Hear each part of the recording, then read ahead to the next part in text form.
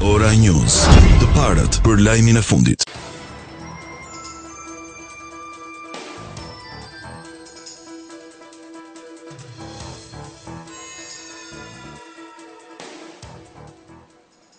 Një maj dita ndërkombëtare e punës i kushtohet luftës për ruajtjen dhe përparimin e të drejtave të punëtorëve në botë. Përkujtohet për nder të viktimave të protestës së 1 majit të vitit 1886 në Chicago të Amerikës, të cilët synonin më shumë të drejta dhe orare më të reduktuara.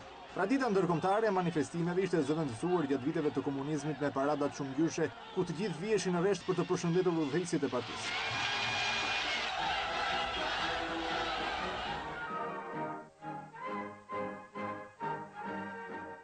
Një maj i viteve të demokracisë ka qenë më së shumti një fest për të bërë piknik nga liqeni kur e lejonte koha.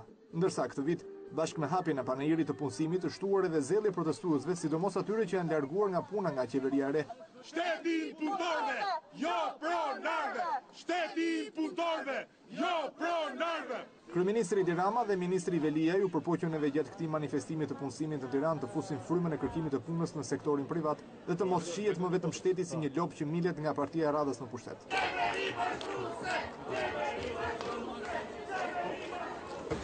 Se më larë, me qa do paguj drita?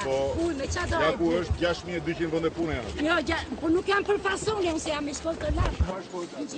Aty ke kërkoj një inxhinier mekanik, shko aty dhe po thoshin po presim të kemi një inxhinier njëri mekanik. muar në këtë mos zotëri. Zotëri. Hajde të Dua vëndi ditë të puna. që të marrë, prit. Hajde të çojë këtë Po i punë. dhe se nuk ka shtronë. Jo pension shtet. Po do punë, hajde. Hajde në punë. Do puna, jo, do marrë.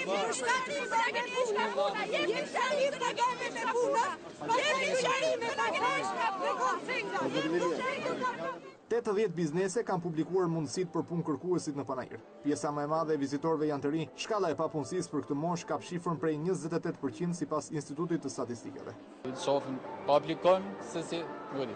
Dhe nësë ta kanë pranuar se normale, pa eksperiencë. Mund kësë eksperiencë është pengesë, po si në Shqipëri duhet dhe nikë. Është dhe një intervjist tani. Do të kontaktojmë prapë? Po. Do më thonë? E ke gjetur një punë? Kam aplikuar pothuajse në të gjitha stendat e mundshme. Fluksi është goxha i lartë, duke që sidomos studentët janë shumë të interesuar për punë. Po të gjitha moshave, kryesisht të rinj që sapo kanë mbaruar universitetet janë shumë të interesuar dhe pyetja e parë që bëjnë janë kërkojnë me eksperiencë pune apo jo. Çfarë kushtesh kërkohen për të punësuar italiana? Dhe mosha mbi 18 vjeç. Vende të lira pune deri tani rreth 20-25 vende të lira pune. Sidomos pozicionet inxhinier mekanik, inxhinier ndërtimi, arkitekt dhe jurist. Të pasurit eksperiencë në punë është një avantazh i dallueshëm ndër të tjerët. Por ka edhe nga ata që mendojnë se i penalizon fakti që nuk janë më në lule të jetës. Po problemi qëndron se ne jemi në një fazë që as misha spesh për të mafit. Sa i thua për moshën, thotë jo, s'kemi për këtë moshë. Mirëmbrëma dhe mirë se erdhët. Do të flasim për punën, punësimin, kushtet e punës, sa e lehtë është të gjesh një punë, ku mund ta gjesh një punë, si mund ta gjesh një punë. Ja të ftuajtemi.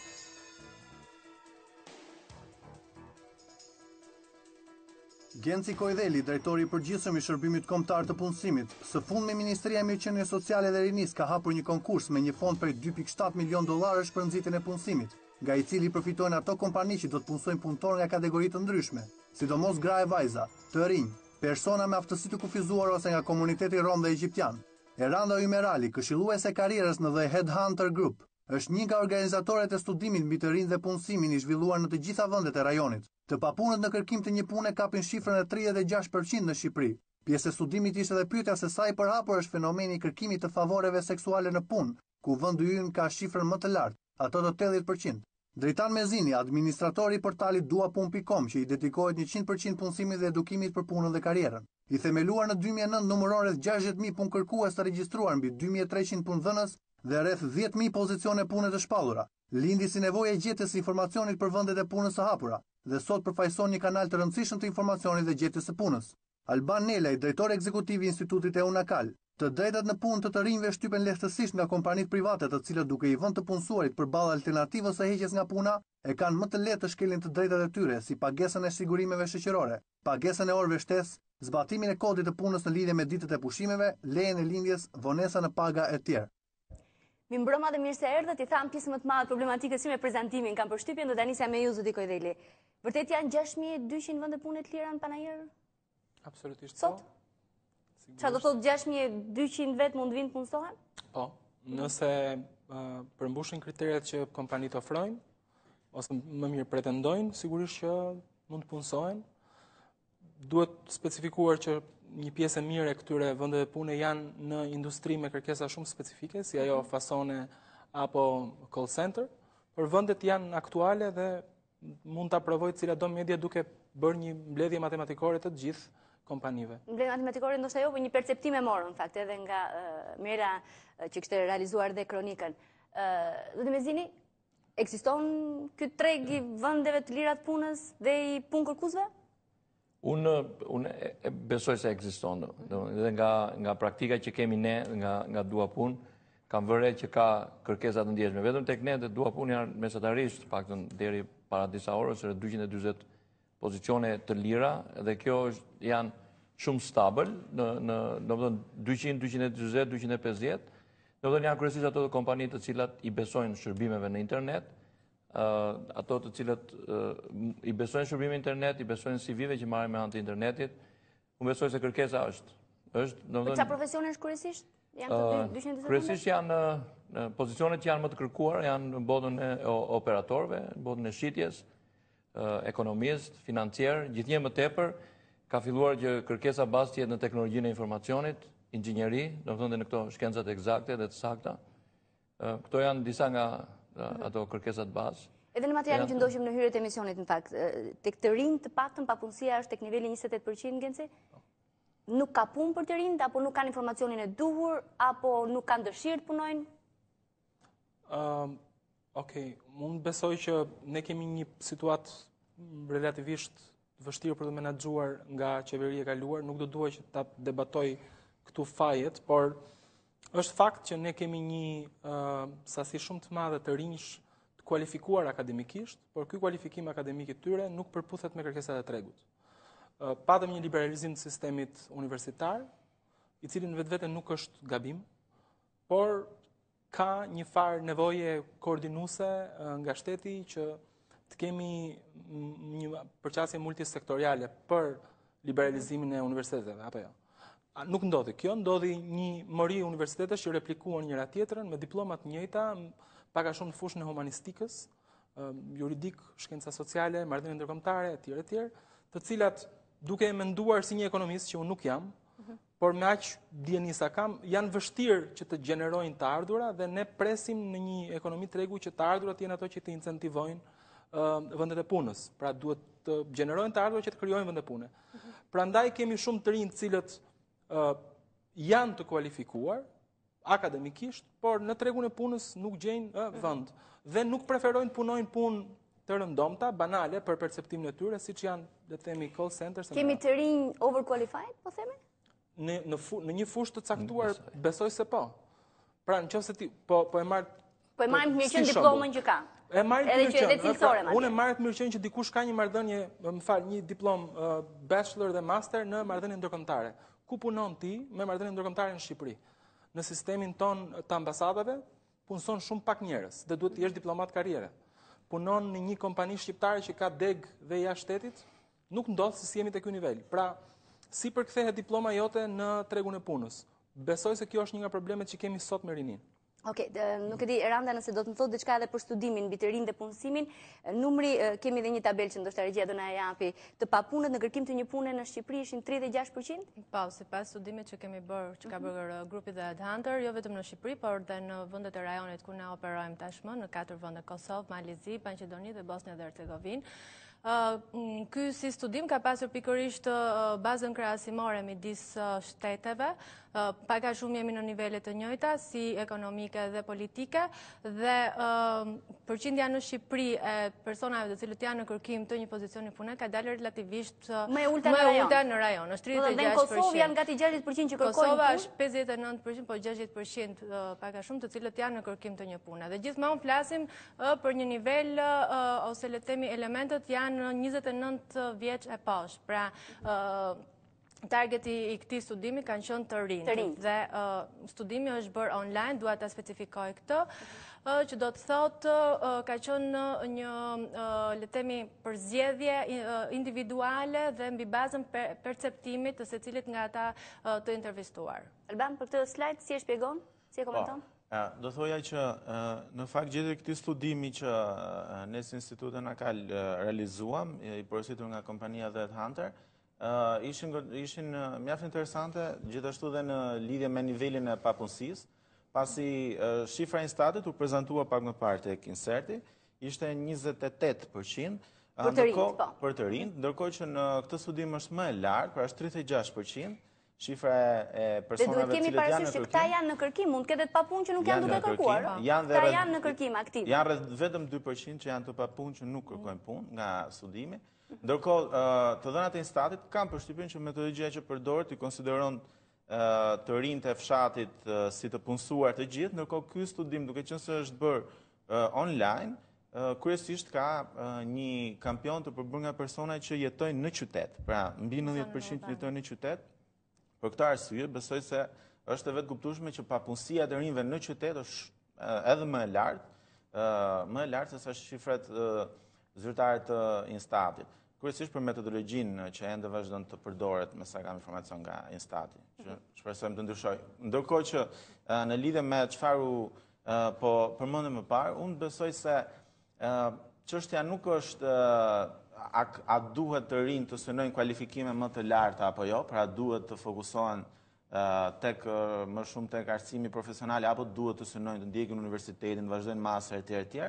Pra, nga studimi na ka rezultuar që tek shanset e të gjeturit punë nuk ndikon shumë niveli arsimor, se sa në fakt ndikon fusha që persona studiojnë. Do të thotë, për shembull, unë mendoj që vlen për të shërtuar në vazhdim, për mua është me interes të kuptoja në fakt plani që ka bërë qeveria për të nxitur arsimin profesional si kualifikim i cili jep më shumë shanse për të rinj.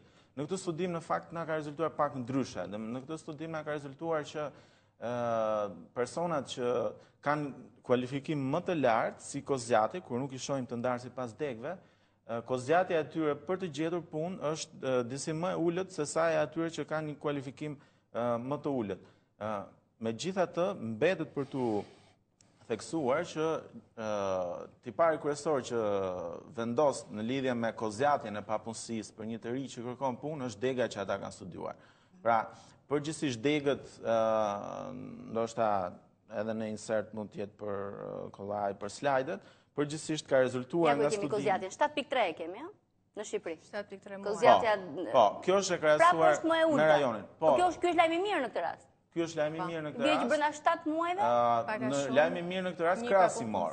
Pra, krahasimor është lajmi mirë. Në këtë rast bëhet fjalë për persona që sot punojnë, pra këta janë persona që sot punojnë, janë rreth 40% e kampionit, por janë pyetur kur kanë qenë pa punë. Kur kanë qenë pa punë, sa u ka zgjatur papunësia. Pra, këta mund të themi që janë persona më të suksesshëm të tregut.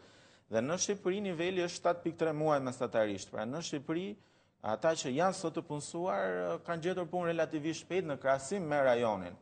Kurse shifra e personave që sot janë të papunë dhe vazhdojnë të jenë të papunë është shumë më e lartë. Domethënë sa? Kemi matje, ka perceptim? Është matje, pra konkretisht nuk e di nëse edhe për televizionin mund të ishte e thjesht për të transmetuar. Kjo shifër është afërsisht 2 fish. Pra, kozjatja e kalon mbi 1 vit e gjysmë. Pra, personat që janë sot të papunë kanë më shumë se 1 vit e gjysmë në Shqipëri që janë të papunë. Që janë të papunë. Tani të të pyes ty se pastaj ndoshta politika nuk është aq i drejtë për drejtë se ty. Ka pasur një rënje për shkak të rritjes së taksave nga kjo majorancë të punës ofruar nga punëdhënësit, nga pronarët? Janë treguar pak më të kujdesshëm, kanë hequr, kanë shkurtuar vende pune? Ne parimisht nuk e kemi ndjerë, domethënë kemi edhe me shifra, ne kemi parë që ne ka një tendencë rritje në përgjithësi për punësinë, gjithmonë duke i referuar portalit duapun.com. Ka një tendencë rritje, në përgjithësi ne, siç e shpreha edhe më përpara, ka një lloj stabiliteti, kompanitë kërkojnë, bile është rritur numri kompanive që të paktën i besojnë publikimit të punëve online. Domethënë kjo është një element pozitiv, por unë e kam parë që ka një tendencë pozitive për punësim. Nga ana tjetër, unë doja të thoja që edhe grup mosha tek duapun.com është 24 deri në 30 vjeç, kjo është mosha dominante që lidhet me aksesin në internet dhe me besimin që kanë tek shërbimet online. Okej, do të ndjekim pak editorialin e Enkel Demi se ai është në të njëjtën linjë dhe më pas do të pyes zoti Kodeli se më vinte mesazhe dhe thonë ulni taksat për lërën i vendet e punës janë hapur. Po të ndjekim pak opinionin. Profili më i zakonshëm në Facebook ndër të rinjt është paradite pa punë, pasdite pa punë në darkë pushim. E gjej kaq shpesh nga veriu në jug të Shqipërisë sa Tromax. Megjithse këto kohë flitet rëndom për politikat e punësimit, unë vetë mendoj se shqiptarët janë drejtuar pa keq tregut të punës. Shumica dërmuese e tyre presin që këtë hall t'u zgjidh shteti. Po si e zgjidh shteti nëse ti qëndron tek shtëpia dhe nuk ndjehesh? Sipas një sondazhi, vetëm 6% e të punësuarve kanë përfituar nga vendet e çelura pranë qeverisë. Mbi 70% e të punësuarve i takojnë sektorit privat. Kjo do të thotë që puna kërkohet në fushë, oficinë, ndërtimtari dhe jo shpesh në shtet. Shteti duhet gjej mundësinë që politikat e tij të krijojnë vende pune tek sipërmarrja. Fjala vjen ul taksat për fasonët me kusht që ata të shtojnë vendet e punës. Çel shkolla profesionale që tregu të thith punëtorin e kualifikuar. Unë vetë mendoj se vetëm një qeveri konservatore që aplikon taksa të ulta dhe kushte të barabarta sipërmarrje e zgjidh këtë dert kombëtar duke lënë pa punë atë statusin aq popullor në Facebook. Jens? Spar jam dakord me dy sugjerimet e Enkelit që njerëzit nuk duhet konsiderojnë shtetin si punëdhënësin më të madh dhe sigurisht që vendet e punës i ofron privati. Po ashtu edhe me faktin që ka shumë njerëz që shpenzojnë një kohë të madhe në Facebook, ndoshta mund ta kaloni duke kërkuar punë. Jam dakord po dhe me sugjerimin që duhet të ketë një fokus qeverisë tek formimi profesional, të dyja këto i kemi prioritete tani më. Nuk bie dakord pak në ideologjikisht sa i përket uljes taksave. Unë jam i majt dhe nuk besoj te taksat edhe aq të ulta apo te qeveritë konservatore. Po ky është një debat që s'ka lidhje me çfarë diskutojmë. Jo me temën. Nga ana tjetër më bëhet shumë qefi që në këto 7-8 muaj qeverisje punësimi ka qenë është kthyer për herë të parë ndoshta në një nga temat më të debatuara. Tregon që ne kemi shumë për zëmër si qeveri, tregon që opozita ose tregon që ka shumë papunë, varet nga nga këndvështrimi. Që ka shumë papunë e dim shumë mirë, e kemi thënë qysh në kryet herës në fushat. Dhe po përpiqemi të japim një zgjidhje. Po të paktën e kemi kthyer në qendër të debatit. 300.000 prej tyre, 700.000 keni lënë zbuluar. Se që është argument që e bën mënyra se si ne e kemi numëruar, se si e kemi numëruar ka të bëjë me atë që po thuaj pak më parë për metodën statistikore që përdorin stati. Në fakt, Kongresi Botror i Statisticienëve të Punës, i mbajtur në janar, në mos gaboj, në janar, ka ofruar një metodologji të re për matjen e papunësisë. Instat besoj se do ta aplikoj shumë shpejt, do jemi një nga vendet e parë që do ta bëjmë, që e nxjerr papunësinë në Shqipëri pak a shumë në shifrat për cilat ne kemi folur. Sepse ka njerëz që konsiderohen pa punë dhe njerëz që janë të zënë me punë, por që s'kan të ardhura për të mbijetuar. Siç janë për shembull ata që janë në fshat. E konsiderojmë sikur janë punësuar se kanë një cop tok, po kjo nuk u jep të ardhurat mjaftueshme për të jetuar. Sidoqoftë prap kjo nuk ka lidhje me debatin. Sa i përket asaj që po bën shteti për të incentivuar, unë nuk jam ministër financash dhe nuk flas dot në termat e uljes taksave, por ne po bëjmë gjithë përpjekjet tona të paktën për të incentivuar biznesin përmes një besoj aktivizimi shumë të madh shërbimit kombëtar të punësimit, përmes rritjes programeve të nxitjes, përmes paketës fasone që sapo ka kaluar dhe që fasonet e kanë mirë pritur, dhe shumë shpejt edhe të fondit kombëtar të punësimit, i cili do t'i bashkohet fondit nxitjes, i cili është $2.7 milion për momentin dhe presim një rritje drastike në vitin e ardhshëm. Sa vend pune mund të hapi ky fondi që keni vënë $2.7 milion? E keni përllogarit me vende pune apo si? Po, në varësi të programeve që bizneset do të zgjedhin, sepse janë 5+1, janë 6 programe të ndryshme të nxitjes së punësimit, ne presim që të kemi nga 3.000 deri në 3.500 punësuar vetëm nga nxitja.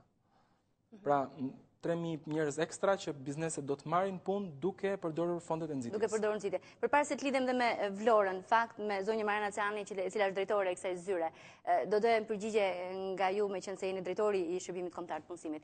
Qëndrojnë argumentat, kritikat e opozitës që keni bërë thjesht një kozmetik, keni lyer, keni vënë sa kompjuterat e re dhe keni marrë sa njerëz të rinj në këto zyra pune, sepse në fakt kanë ekzistuar edhe më përpara? Mund të ndërhyj dhe unë këtu? Po, janë të përgjigjet Genci dhe pastaj. Absolutisht nuk qëndrojnë akuzat, ose të paktën qëndrojnë pjesërisht, sigurisht kemi bërë kozmetik, se zyrat ishin në një nivel qesharak që nuk hye dot, dhe kemi bërë zyra totalisht të reja, por nuk është ky suksesi, se të bësh zyra të reja nuk është e vështirë. Nga ana tjetër, duhen thënë dy gjëra. S'pari që zyrat janë bërë të reja, janë bërë në për vende shumë të aksesueshme nga qytetarët.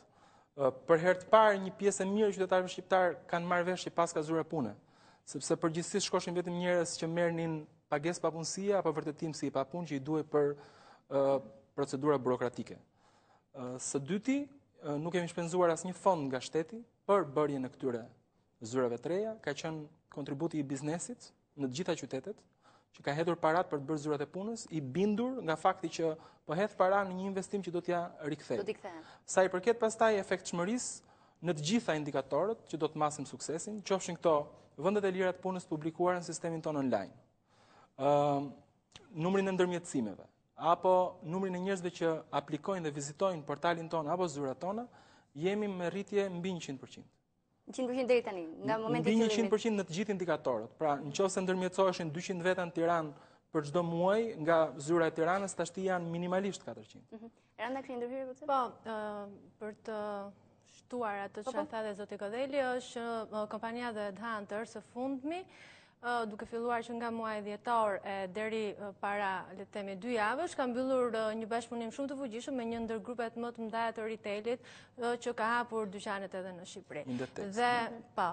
Dhe bashkëpunimin që kemi pasur me zyrat e punës ka qenë shumë i frytshëm, kemi marrë vërtet kandidat të potencial dhe të cilët sot janë të punësuar. Pra, nuk janë thjesht zbukurime, nuk është thjesht fasad, vërtet na kanë ardhur element që Ju vetë nuk do kështë pas mundësi t'i gjeni, nëse nuk do t'i marrë një zyra. E vlerësojmë shumë bashkëpunimin që zyrat e punës na kanë dhënë dhe madje dhe drejtuesi i kompanisë tonë Eltoni Liriani është pritur dhe ka pasur të takime të drejtë për drejta dhe me përfaqësuesit e zyrave të punës edhe me drejtues më të lartë pikërisht, domethënë për të nxitur këtë bashkëpunim që ne. Meqense po flasim për nxitjen, Mariana mirëmbrëma, Mariana Cani është drejtore e zyrës punës në Vlorë. Mirëmbrëma. Mirëmbrëma. Ke shumë të papunë që vinë në zyrë dhe kërkojnë punë në Vlorë? Aktualisht, me çeljen e zyrës së re të punës, ne mund të konstatojmë që është rritur shumë fluksi i qytetarëve që vinë dhe aplikojnë pranë zyrave tona të punësimit.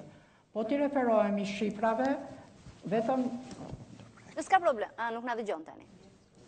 Mirë, po t'i referohemi shifrave, vetëm tek zyra e re e punësimit, që u hap në datën 8 mars, dhe deri në datën 30, domethënë deri ditën e djeshme, kanë ardhur për të marrë shërbime që përfshin informacion dhe regjistrim rreth 1800 persona. Kur dihet që në periudhat e kaluara dhe sidomos vitin e kaluar ky numër ka qenë mjaft i ulët.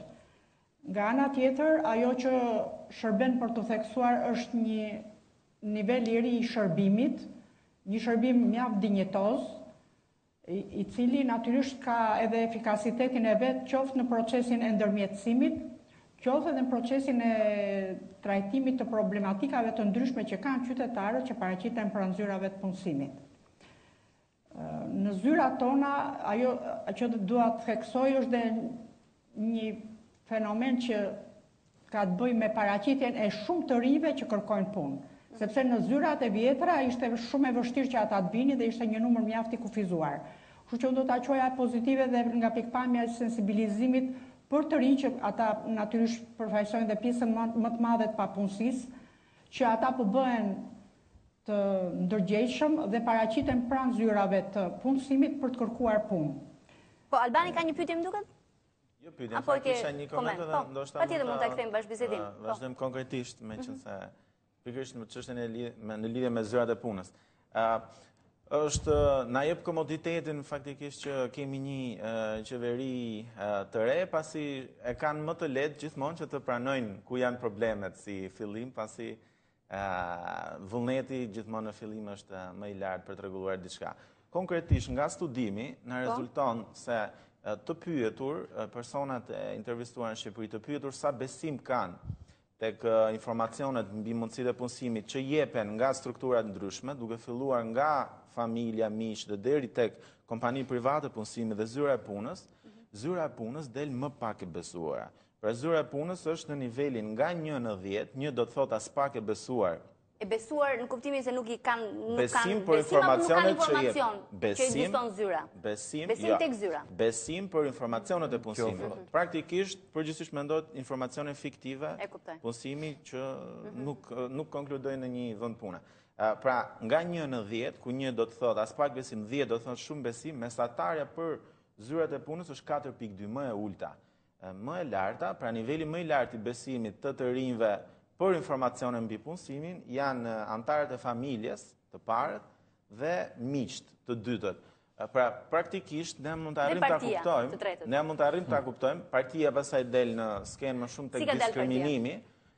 Bindja politike del një nga arsyet parsorë të diskriminimit të rinjve në intervista pune në administratë publike, qoftë të pushtetit qendror, qoftë pushtetit vendor, qoftë zyrës së punës, por çuditërisht edhe në biznesin privat, më e ulët, në nivel më të ulët se sa në administratë apo në zyrat e punës, por është arsyeja numër 1 e diskriminimit. Po për sa ka të bëjmë me nivelin e besueshmërisë, ndoshta edhe zonja mund na thotë diçka apo Genci, për sa ka të bëjmë me nivelin e besueshmërisë, nuk është çudi që ne sot kemi një sistem nepotik në përgjithësi, pra masiv, dhe të rinë shpeshherë kur synojnë që të gjejnë një vend pune, nuk kanë besim që të aplikojnë shpeshherë, për shembull online, pavarësisht se aplikojnë, pra interneti për shembull ka nivelin e besueshmërisë i parafundit për informacionet mbi punësimin.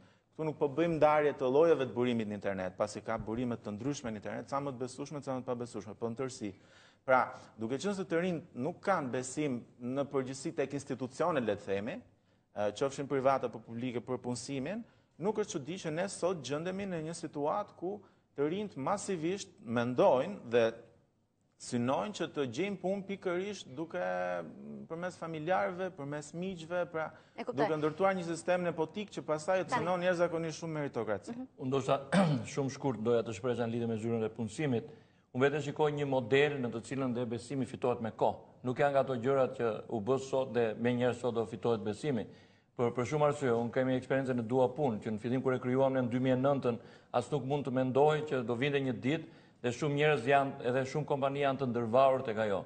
Por ajo që është e mirë me zyrat e punësimit dhe mënyrën se si janë strukturuar, është që njerëzit sot kanë një vend ku të trokasin, kanë një listë punës ku të shikojnë. Do të thonë është shumë e rëndësishme, regjistrohen diku në një database, ato i shërbejnë, do të thonë ato i shërbejnë jo vetëm, do të thonë roli duhet kuptuar që është rol ndërmjetës, që është një rol shumë i fuqishëm. Ne që jemi nga biznesi privat mund të trokasim, mund të marrim kandidat. Ndërmjetës dhe falas. Po ndërmjetës apo është me pagesë? Jo, absolutisht. Po taksa paguesit paguajnë. Edhe mbi të gjitha është edukativ. Shumë i rëndësishëm, do të thonë që nëse deri dje shumë të papunë nuk e kanë pasur dhe komponentin e edukimit, që është shumë i rëndësishëm në botën e punësimit, sot ata kanë një zyrë që e ofron shteti, nesër do ofroj privati të njëjtën gjë dhe unë jam shumë i bindur që në fund të gjitha palët fiton. Fiton personi i cili punësohet. Punëdhënësi, punëmarrësi, po, e drejtë. Për këtë pjesë ke diçka se duhet ta mbyll me Marian. Kam një dy komente të vogla. Spari, fakti që të rinjt kanë pak besim tek zyrat e punës, informacioni besueshëm, besoj që ka të bëjë me faktin që e ritheksoj, shumica e shqiptarëve nuk e kanë idenë që ka pas zyra pune. Të jemi sinqert, as unë nuk e dija, përpara se ta merrja këtë vend pune. Mirë që e pas ke pranuar këtë. Jo, e pranoj se pasi bëra mjaftueshëm për kërkim, më rezultoi si një sfidë mjaftueshëm e mirë. Ty jap një rast. Në prillin e kaluar, qeveria e kaluar, pra Shërbimi Kombëtar i Punësimit ka lançuar një portal online i cili tani më quhet puna.gov.al, atëherë ishte epunësimi.gov.al. Me bashkëpunim nga ambasada suedeze. kanë hedhur fondet.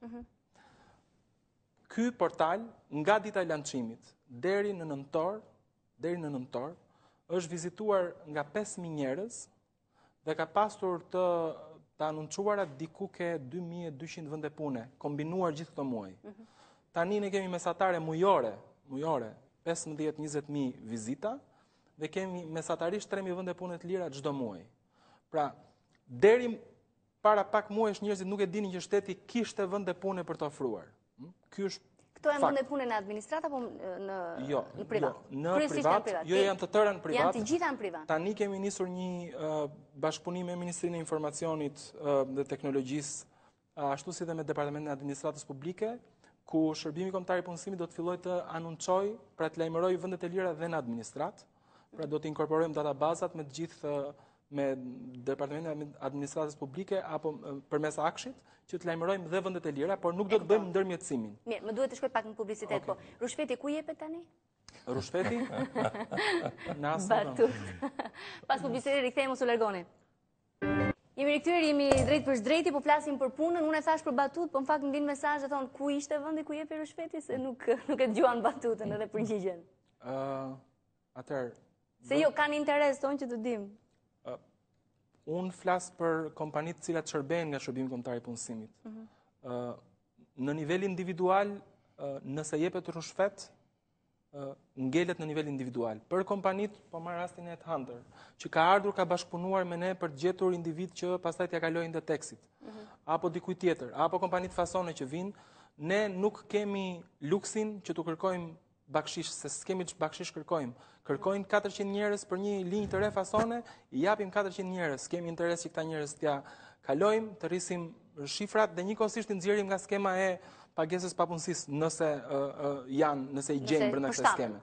Kështu që nëse ka tek pagesa e papunësisë, jemi duke tentuar që ta kalojmë nga pagesën e papunësisë, mos ta kalojmë përmes postës, po ta kalojmë në bank, që të evitojmë transaksionet të dyshimta mes punojësve dhe njerëzve të cilët nuk e meritojnë, për në fakt e pretendojnë, dhe sigurisht që në një vend ku korrupsioni shënon masa galopante, më duhet ta pranoj kështu a priori që dhe brenda Shërbimit Kombëtar të Punësimit mund të merret në një bakshish.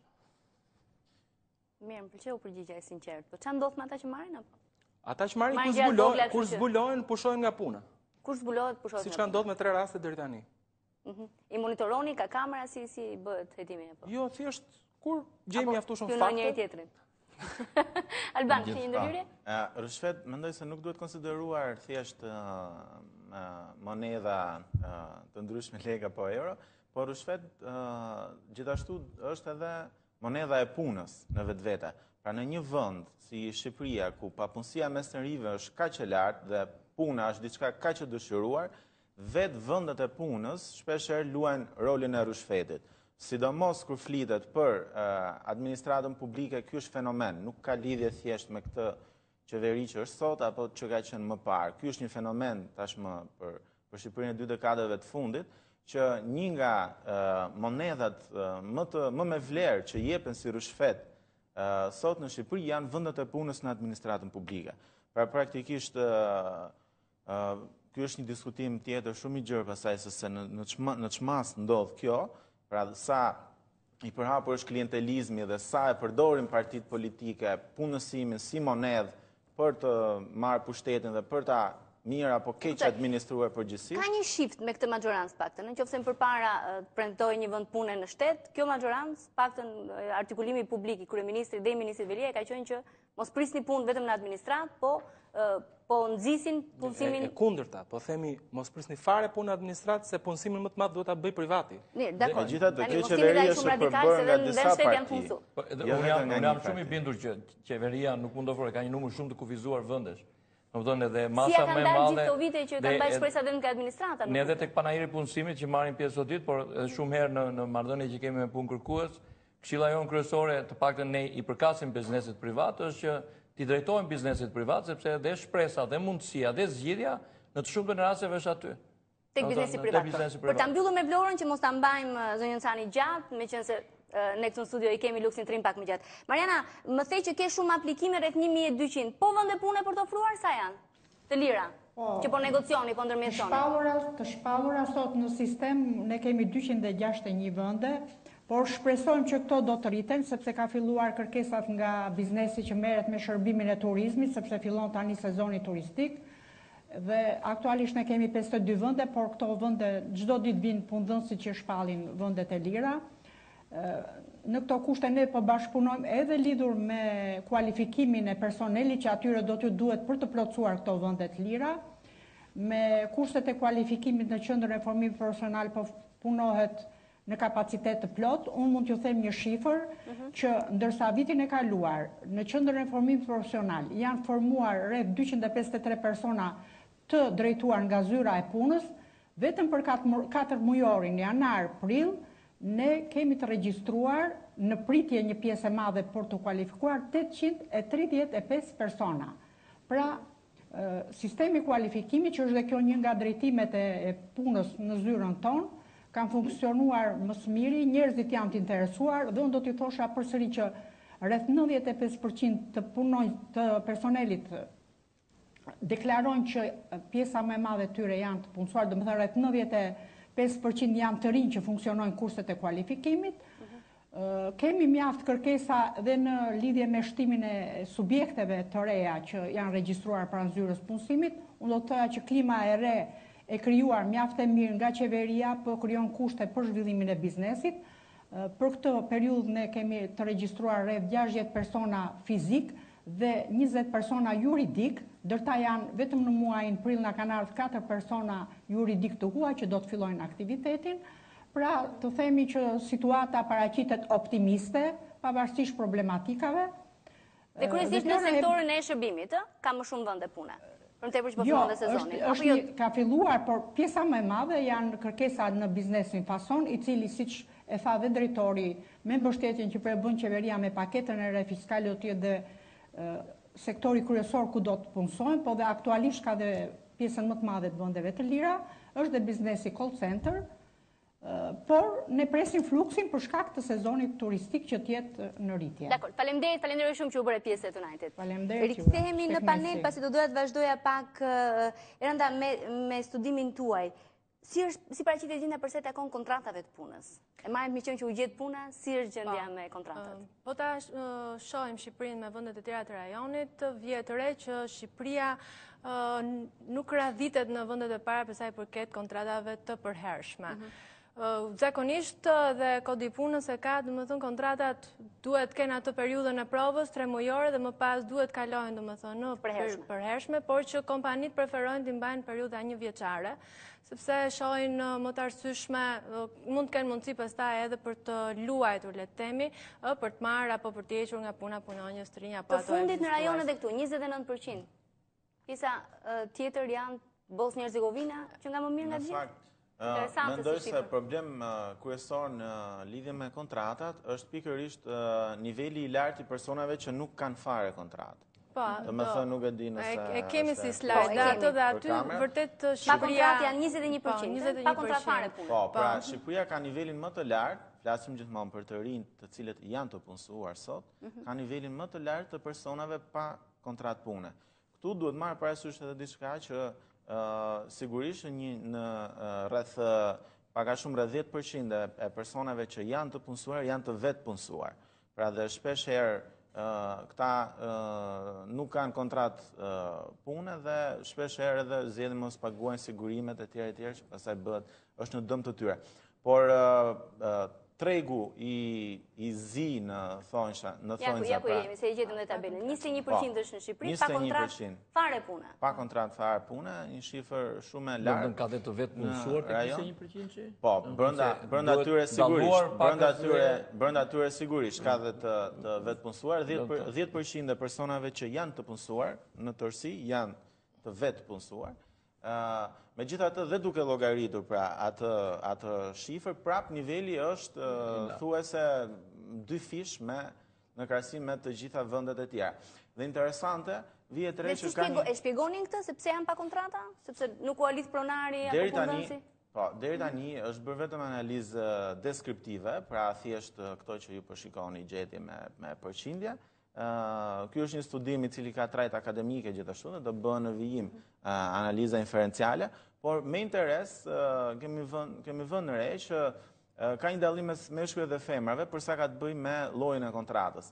Femrat në Shqipëri, gratë dhe vajzat, ka një nivel më të lartë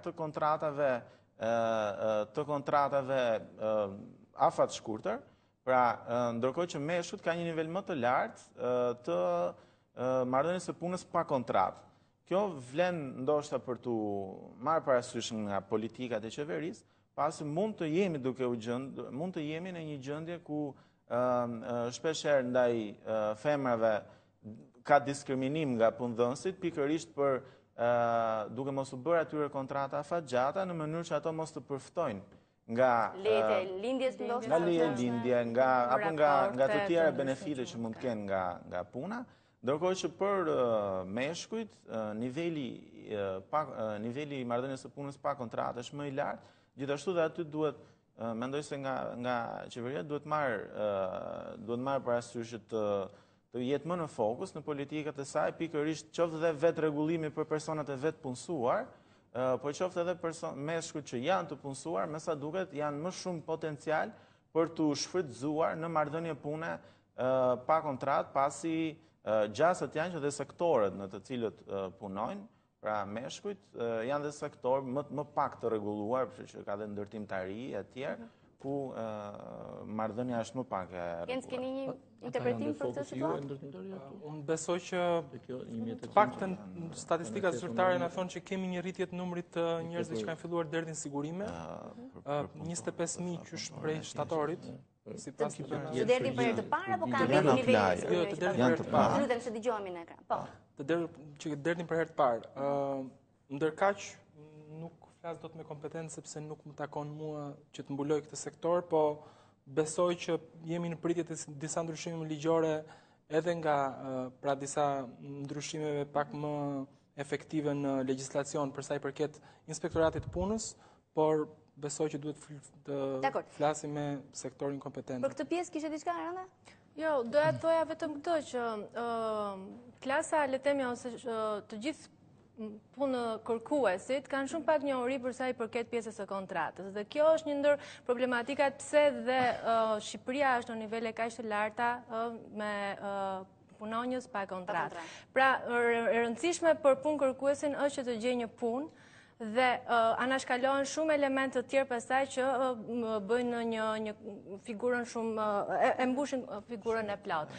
Dhe problematikat pastaj duke mos patur një kontratë pune, rrjedhin edhe me këto shkarkimet shumë të shpejta. Pra merret një punonjës 2 muaj dhe pa asnjë lloj problemi kompania e pushon këtë punonjës dhe ky mbetet përsëri I papunësuar. Pra gjithmonë neve në fokus kemi pasur që t'i këshillojmë të gjitha ata punë që vinë në zyrat e kompanisë tonë, që të firmosin një kontratë. Pra është aja, domethënë, e fillimit të një pune. Dhe më pastaj kushtet e tjera dhe paketa që ofrohen. Po tani?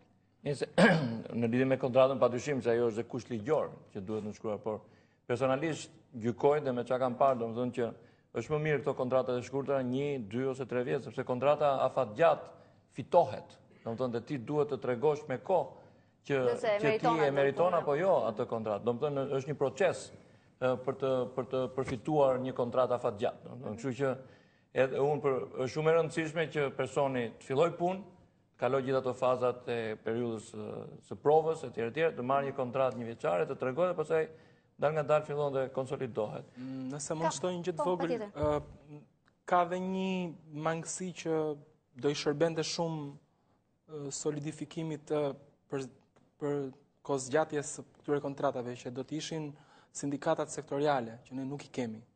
Nuk I kemi disa sektor ekonomik mjaftueshëm të zhvilluar sa të kemi për shembull sindikata specifike të telekomunikacionit, gazetarisë, e ku diun me radhë. Po ky do të jetë rast unikal që institucionet publike kërkojnë sindikata, se do I keni gjithmonë bazdere pastaj, ty kërkojnë respektimin e kushteve. Po flas parimisht, jo domosdoshmërisht me shtetin. Në fakt sindikatat problemin më të madh do duhet ta kenë me industrinë me të cilën ato përballen. Pra, nëse sindikata e pilotëve të Lufthansës bëri para 2 javësh greve, bëri për 100 e pak euro që ata humbisnin në muaj. Atyre ju duk shumë, ndërpren fluturimet për 3 ditë, Lufthansa u tërhoq. Ne nuk i kemi sektoriale, ndoshta se nga që se kemi ekonominë aq të mirë nënstrukturuar për momentin. Dakor. Paga mujore në Shqipëri mesatarisht ishte 354 euro. Prap më ulta në rajon? Randa? Jo, nuk është më ulta. Më ulta është në Maqedoni. Shqipëria është 414. Gjithmonë thash, domethënë këto janë mbi bazë vetë vlerësimi, nuk është se janë bërë studimet statistikore. Dhe Kosova çuditërisht tu ka dalë 487 euro niveli pagës mesatare. Mos kanë qenë vetëm ata që punojnë me ndërkombëtarët, kanë pasur formularët. E kanë më të lartë 487 ata. Mesatarisht mbas e ka dalë aq. Duhet marrë parasysh që një nga treguesit e rëndësishëm në këtë rast që është vendosur në slajd është një tregues devimi standard, i cili na tregon gjithashtu se sa hendek ka midis pagave të larta dhe pagave të ulta.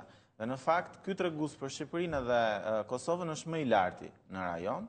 Pra, praktikisht mund të themi që shqiptarët nga të dy anët e atij kufiri që kemi vendosur, janë tregu ka prirje që të ketë një hendek më të madh midis atyre që paguhen shumë dhe atyre që paguhen pak. Këto shifra janë mesatare, janë vetë deklarime dhe duhet marrë parasysh pra që është një kampion urban dhe është një kampion relativisht i mirë arsimuar. Pra dhe kur për arsye të mundësisë aksesit në internet, aftësisë për të përdorur kompjuter, tablet, celulare etj. Por ajo çka kjo na tregon praktikisht është që rajoni pak a shumë varion në nivele të ngjashme në këto tregues, megjithatë vlen më vonë për të parë në krahasim me të dhënat zyrtare të institucioneve shqiptare, në qoftë se do krijohet në institucionet shqiptare, kryesisht Instituti Statistikave, mundësia e filtrimit, pra jo thjesht e dhënjes të dhënave në nivel kombëtar apo qark apo, por në nivele më të. Genzi, keni një shifër për pagën mesatare? Sa është? Jo, po jam dakord me analizën që në fakt kampioni ndoshta e ka influencuar për të arritur, se më duket pak sa e fryrë si një pagë mesatare për Shqipërinë, po duke u referuar kampionit, besoj që për Maqedoninë për shembull e kam parë, pasi kishin të dhëna për punësimin e të rinjve dhe është shumë afër me këtë shifër në rastin e Maqedonisë. Edhe një tabel tjetër përpara se dalim pak tek problemet në punë, diskriminimi dhe problemet që hasin gjatë një interviste, orët e punës, sa punojmë ne shqiptarët në krahasim prapë me rajonin? Ne punojmë më pak. Jo, në fakt jemi 23.5 orë, në fakt kodi punës e ka 20 orë në javë dhe këto janë 23.5 orë në javë. Maqedonia është 22 orë, por si rajon punojmë diku të, le themi, 4.5 orë më shumë. Si rajon jemi rajon punëtor apo dembel? Po i bie të jemi punëtor. Sepse po të referohemi Francës, për shembull, ato kanë nxjerrë ligje tashmë që pas orës 4:30 ose 5 që është përfundimi i orës zyrtare, nuk lejohet më as me email, absolutisht asgjë të flitet për punën. Edhe në Gjermani pak a shumë e njëjta gjë. Ndërkohë që neve vazhdojmë flasim për punën edhe mbasi ka mbaruar jo vetëm orari zyrtar, por edhe kur jemi duke pirë diçka apo duke mund të kemi një diferencë se edhe kur jemi në punë nuk kemi dhaj shumë punë, ndërsa ata kur e kanë 8 orë punë e kanë serioze? Është i varet edhe nga pozicioni i punës. Sa bëhet në 40 orë? Këtu është pyetja. Ajo është që duhet. Jo sa orë je në punë. Po, eficienca në punë patjetër që është një çështje shumë e rëndësishme. Ajo që rezulton në fakt nga studimi me këtë kampion është që të gjithë punojnë mbi ngarkesën standarde të kodit të punës. Përshtypja ime është nuk i kam parë, por edhe vendet e tjera duhet të jenë tek 40 orë në javë. Ajo çka është më interes në fakt për të parë, por që nuk është mundur të shërtohet nga ky studim është a paguhet orari shtesë. Kjo është shumë interes për të parë dhe a paguhet sipas kodit të punës. Pra ka disa specifika kodi i punës në lidhje me punën jashtë orarit, në lidhje me punën në ditë pushimi, dhe kjo është më shumë interes për të parë në vazhdim. Në fakt vetëm që të shtoj një fjali këtu, sepse këtu ndoshta matet se sa kohë qëndron individi në punë. Jo, nëse kjo kohë 4 orë është aprovuar ati nga EPRORI për të qëndruar në punë. Do të thënë ka një ndryshim nëse unë ose i është kërkuar nga EPRORI. Që ti njihet me pagesë do t'i kërkohet. Është tjetër gjë që unë qëndroj 50 orë në punë edhe ai 10 orë që është një zgjedhja ime, dhe është tjetër gjë kur mua ma kërkon EPRORI për shkak të punës. Kështu që dhe kjo, domethënë, padyshim me kufizimet që ka analiza, po për të qenë a është e paguar, a është e paguar, do të thonë janë edhe disa procese tjera në burimet njerëzore. Se jemi drejt përfundimit kohës, përhapja e fenomenit kërkimit favoreve seksuale për të marrë një punë. Si është situata e rëndë? Atëherë, përsa i përket këtij fenomeni, Shqipëria çuditërisht është 80% goxha e lartë. E frikshme. Po. Më thënë 80% e atyre që kanë plotësuar këtë si pyetësor mendojnë që ky është një fenomen goxha i hapur për të gjetur një pozicion pune. Po si e shpjegojnë? Ky është një perceptim. Pra, ky është një perceptim i personave të intervistuar, praktikisht ky tregon që ne jemi relativisht shumë paragjykues, popullata në Shqipëri dhe në Kosovë, ne jemi relativisht paragjykues në lidhje me fenomenin e marrëdhënie seksuale mes kolegëve të punës. Pra, këtu kanë qenë vetëm femra apo edhe Jo, është edhe i ndarë dhe ka një dallim, është me interes për të parë që ka një dallim. Pra, ky është thjesht perceptim, pra 80% e shqiptarëve të pyetur thonë që ky fenomen është disi ose shumë. Ky është perceptim dhe jo eksperiencë. Kur pyeten për eksperiencë, pra a kanë patur, ndoshta mund të na ndihmojë regjia nëse i ka slajde. Nuk e di, ai kemi po. Ma thuaj ndërkohë po. Kur pyeten për eksperiencë, shifra është tërësisht e ndryshme. Pra vetëm 2% e femrave e grave dhe vajzave pranojnë që mirë, këtu mund të jetë një problem tjetër që nuk duan ta pranojnë, ëh? Po pra, dhe ne shikojmë një hendek midis së pari perceptimit dhe faktit të deklaruar dhe së dyti midis faktit të deklaruar nga femrat dhe meshkujt. Tek meshkujt, shifra dhe deklarimit është 5 herë më e lartë. Pra në qoftë se tek femrat niveli është 2% e femrave deklarojnë se kanë patur marrëdhënie seksuale me kolegë vartës dhe pror, kjo shifër për meshkujt është afërsisht tek 10%. Sigurisht që këtu futet në mes, futen disa faktorë, siç është social desirability për shembull, i cili sipas të cilit përpiqen personat e intervistuar të dalin sa më mirë. Dhe nëse modeli në shoqëri është që meshkujt për shembull të shfaqen pak sa më le të themi me këtë trajt që kanë dalë në studim, ata prirën që ta mbi vlerësojnë dhe të japin shifra më të larta. Kurse për femrat, nëse modeli është i kundërti, ato prirën të japin shifra më të ulta. Pra ne mund të mendojmë ndoshta për diçka të ndërmjetme për të gjetur. Do të thotë që janë marrëdhënie seksuale të padëshiruara, domethënë që vijnë sepse të kondicionuara, në vendin e punës është. Ke parasysh, domethënë unë shikoj nga një anë 80%, nga një anë 2%, domethënë marrëdhënie seksuale të padëshiruara janë ato që duhet të trajtohen, se për të tjera, domethënë nuk besoj se duhet të ishte fokus. Thjesht s'ka lidhje fare me statistikën tonë, po më duket paksa në një anë megalomane të pretendosh këtë 80%-shin e perceptuar dhe shumë puritane kjo 2%, nëse është nga 80 tek 2 ka një diskrepsi. Sepse një studim i fundit që ishte bërë në Amerikë tregonte që në çdo shtat tradhti 5 ndodhin në ambientin e punës. Me shef. Jo domosdoshmë me shef. Jo, po. Me kolegë të shirë. Nëse pastaj është me imponim është komplet tjetër gjë. Dakor, që mos i orientojmë fare teleshikuesit se nisëm për punën dhe mbyllëm me favoret seksuale dhe diskriminimin. Ju falenderoj që ishit sonte. Dham disa informacione kam përshtypjen që kush ka dëshirë për punë mundësinë e ka për të aplikuar paktën për të provuar Genc. Një fjali për ta mbyllur? Fjali për të mbyllur, i ftoj të gjithë qytetarët që kërkojnë punë t'i drejtohen sporteleve të shërbimit kombëtar të punësimit, portalit ton online, absolutisht partnerëve që kemi në tregun e kërkimit të punës, sepse ne jemi thjesht një nga aktorët, nuk pretendojmë që t'jemi monopol, dhe punë të mbarë.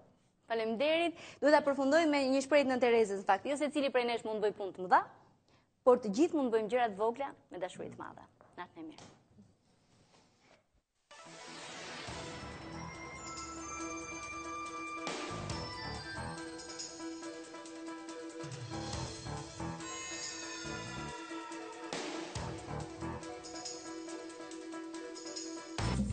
Ky program mundësohet nga Vodafone.